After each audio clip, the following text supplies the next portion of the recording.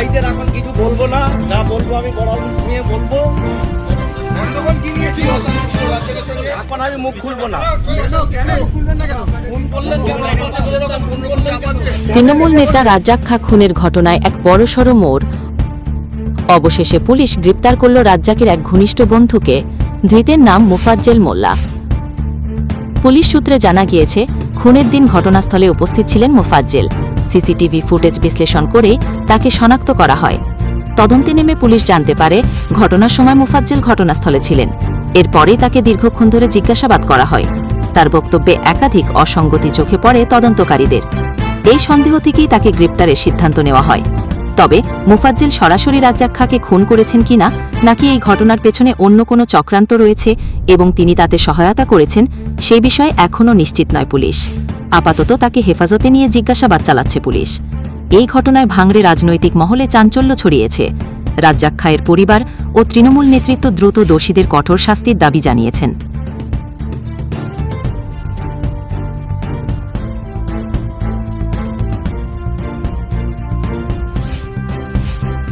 Efficient এই ক্ষেত্রে আশা করব নিরপেক্ষতা বজায় রেখে তদন্ত করবে, যে যে বা যারা যুক্ত আছে তাদের বিরুদ্ধে কঠোর ব্যবস্থা নেবে এবং সর্বোচ্চ শাস্তি হবে।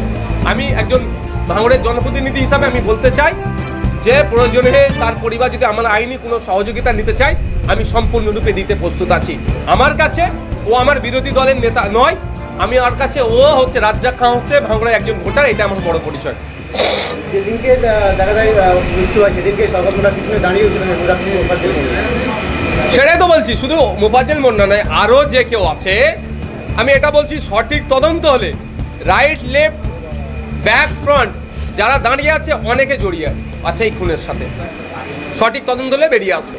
আইএসএফকে দেখে দিচ্ছে, এখন কি বলবে? মোফাজ্জেল মোল্লাকে যতক্ষণ না পর্যন্ত অ্যারেস্ট করেছে, যতক্ষণ ডিটেন করেছে, অনেক গল্প শুনিয়েছিল। এখন কি শওকত মোল্লা সাহেব বলে সেটা দেখার বিষয়। আমরা চাই ভাঙড়ে সেন্ট্রাল ফোর্স, স্টেট ফোর্স দিয়ে, যৌথ বাহিনী দিয়ে চিরুনি তল্লাশি হোক, ভাঙড়ে যত অবৈধ অস্ত্রশস্ত্র আছে সব উদ্ধার করা হোক, ভাঙড়ের অলিতে গলিতে সিসিটিভি ক্যামেরা লাগানো হোক, লাইট লাগিয়ে দেওয়া হোক, ভাঙড়ের মানুষ শান্তিতে থাকুক। ভাঙড়ের সাধারণ মানুষকে আমরা শান্তিতে রাখতে চাই। হিংসা, মারামারি, খুনোখুনি এটা থেকে ভাঙড় পরিত্রাণ পাক। এর জন্য আমি অ্যাপিল করছি আমার রাজ্য সরকারের কাছে, অবিলম্বে সেন্ট্রাল ফোর্সের প্রয়োজনে সহযোগিতা নিয়ে, স্টেট ফোর্স, সেন্ট্রাল ফোর্স নিয়ে অভিযান চিরুনি তল্লাশি হোক। আপনিও দাবি করছেন না অস্ত্র আছে, শওকত মোল্লা দাবি করছেন এখন ভাঙড় প্রতি অস্ত্র, তাহলে কাদের কাছে আছে বলে মনে করছেন? দেখুন, শওকত মোল্লা সাহেবরা পঞ্চায়েত নির্বাচনে গ্রিন করিডোর করে যে অস্ত্রগুলো নিয়ে এসেছে, আমাদের কর্মীদের খুন করেছে, আমাদেরকে আঘাত করেছে, আমাদের কর্মীদের এই মোফাজ্জেল মোল্লা আমার গুলি ছুড়াতে আমাদের কর্মীর পাকেটে বাদ দিতে হয়েছে, একাধিক কর্মী গুলিবিদ্ধ হয়েছে। ইনি একজন কিলার, 2009 সালেও খুন করেছে। তো এই ধরনের মানুষের হাতে তো শওকত মোল্লা এসে অস্ত্র তুলে দিয়েছে। শওকত মোল্লা এখন